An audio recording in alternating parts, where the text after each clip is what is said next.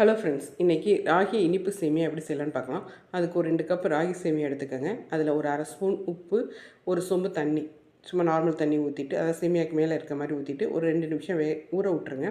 நல்லா ஊறினதுக்கப்புறம் அதை தண்ணியை நல்லா வடிச்சிட்டு ஒரு இட்லி தட்டில் துணியை போட்டு அது மேலே பரப்பி வச்சுக்கோங்க.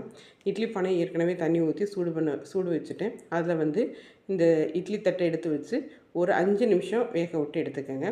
இது வெந்ததுக்கப்புறம் எடுத்து ஒரு பவுலில் மாற்றிட்டு அதை நல்லா ஊற்றி விட்டுக்கோங்க. அது மேலே திருகின தேங்காய், ஏலக்காய் பவுட்ரு ஒரு ஸ்பூன், ஜீனி, தேங்காய் ஜீனி உங்களுடைய டேஸ்ட்டுக்கு ஏற்ற மாதிரி அட்ஜஸ்ட் பண்ணி போட்டுக்கோங்க.